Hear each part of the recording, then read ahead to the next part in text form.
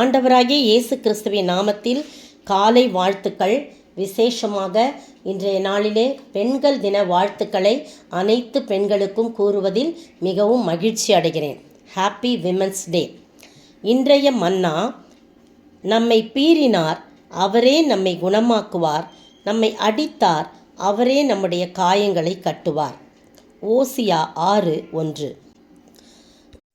அந்த முந்தைய பகுதி சொல்லுது, கர்த்தரிடத்தில் திரும்புவோம் வாருங்கள் என்று சொல்லி.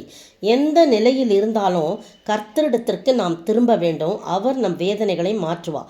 அதே சமயம் கர்த்தர் பீறினார், கர்த்தர் அடித்தார் என்று சொல்லுவது சரியான பதம் அல்ல. அது எதை குறிக்குன்னா, மக்கள் தான் தாங்கள் செய்த பாவங்களினால் அதை அனுமதிக்கிறார். நம்முடைய பாவத்தை நிமித்தமாய் இந்த பாடுகளை அவர் அனுமதிக்கிறார். நாம் பட வேண்டிய பாடுகளை அனுமதிக்கிறார். மக்கள் தான் செய்த பாவங்களினால் கர்த்தரை விட்டு தூரமாக போகும்போது அதற்கான பலனை அவங்க அனுபவிக்கிறாங்க. மக்கள் தங்கள் பாவங்களினால் கர்த்தரின் பாதுகாப்பை இழக்கும்போது எதிரிகளாலும் நோய்களாலும் குழப்பங்களாலும் தாக்கப்படுறாங்க. மக்களின் பாவங்களுக்கு வரும் தண்டனைகளுக்கு மக்களே காரணம் என்று குறிப்பிடப்படுகிறது. எனவே அவர் நம்மை பீற மாட்டார், நம்மை அடிக்க மாட்டார்.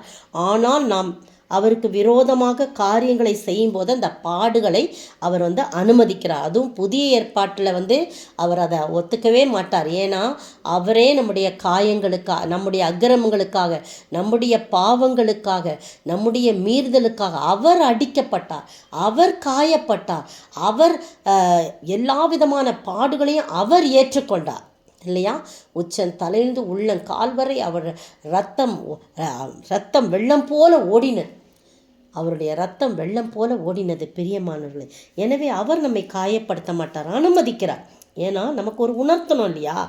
அதனால் மனம் திரும்பி கர்த்தரிடத்திலே திரும்புவோம் வாருங்கள் அப்படின்னு சொல்லிட்டு தான் இந்த வார்த்தை சொல்கிறப்படுது. நம்மை பீறினார், அவரே நம்மை குணமாக்குவார். பீறத்துக்கு அனுமதி கொடுத்தாலும் அவர் நம்மளை குணமாக்குவார். நம்ம அவர்கிட்ட திரும்பிட்டோன்னா அவர் நம்மை குணமாக்குவார். நம்மை அடித்தார், அடிப்பதற்கு நம்மை ஒப்பு கொடுத்தாலும் அனுமதித்தாலும் அவரே நம்முடைய காயங்களை கட்டுவார். இப்படிப்பட்ட ஒரு தெய்வம் எங்கு இருக்க முடியுங்க? எங்கேயுமே நாம் காண முடியாது. அவரை போல ஒரு ஆண்டவர், அவருடைய இரத்தம் நமக்காக சிந்தி ஆறாக ஓடுகிறது.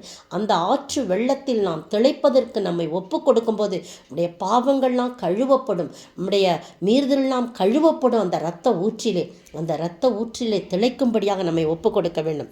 பாருங்க, அடுத்த சங்கதி சொல்லுது, மனிதருடைய உயிர்த்தெழுதலை குறித்து சொல்லப்படுகிறது என்று அந்த விளக்க உரையில் நான் படித்தேன்.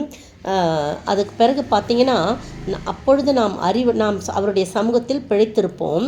அப்பொழுது நாம் அறிவடைந்து கர்த்தரை அறியும்படி தொடர்ந்து போவோம்.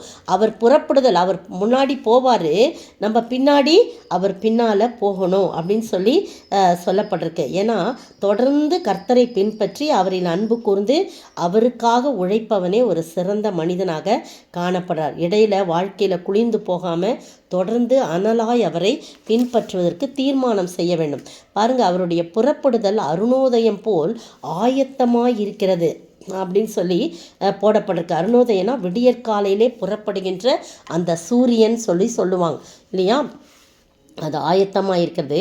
அவர் மழையைப் போலவும் பூமியின் மேல் பெய்யும் முன்மாறி பின்மாறியைப் போலவும் நம்மிடத்தில் வருவார் என்று சொல்லப்பட்டிருக்கிறது. எனவே பிரியமானவர்களே, நீங்களும் நானும் கர்த்தரிடத்தில் திரும்புவோம்.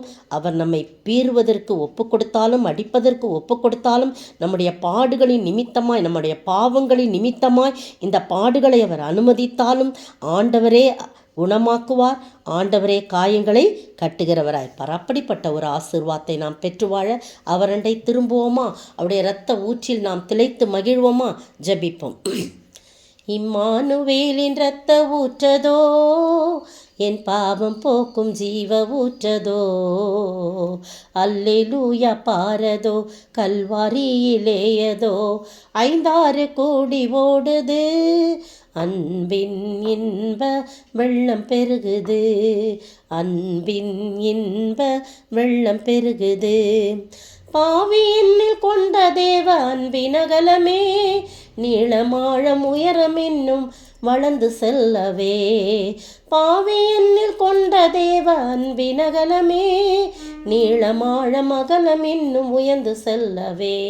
இம்மானுவேலின் இரத்த ஊற்றதோ, என் பாவம் போக்கும் ஜீவ ஊற்றதோ.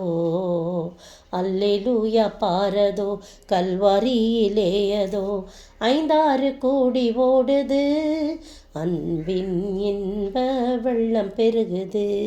ஸ்தோத்திரிக்கிற ஆண்டவரே, துதிக்கிற ராஜா, உம்முடைய ஊற்றிலே, இரத்த ஊற்றிலே, சிலுவையிலே வழிந்த அந்த இரத்தம் ஆராய் ஓடுகிற அந்த ஊற்றிலே நாங்கள் மூழ்கி திளைத்து அதன் மூலம் எங்களுடைய பாவங்களையெல்லாம் கர்த்தாவே கழுவி நீர் ஆண்டவரே உம் பக்கமாய் நாங்கள் திரும்பும்படியாக நீர் உதவி செய்ய வேண்டுமாய் ஜெபிக்கிறோம். அப்பொழுது நீர் எங்கள் காயங்களை கட்டுகிறவராய் இருக்கிறீர், எங்களை குணமாக்குகிறவராய் இருக்கிறீர்.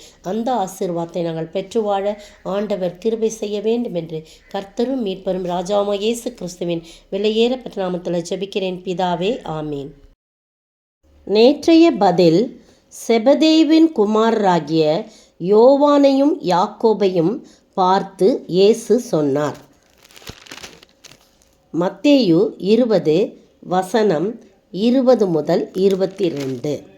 இன்றைய கேள்வி, எருசலேம் நகரத்தார் ஆச்சரியப்பட்டு இவர் யார் என்று விசாரித்த போது அந்த ஜனங்கள் அதற்கு என்ன பதில் சொன்னார்கள்?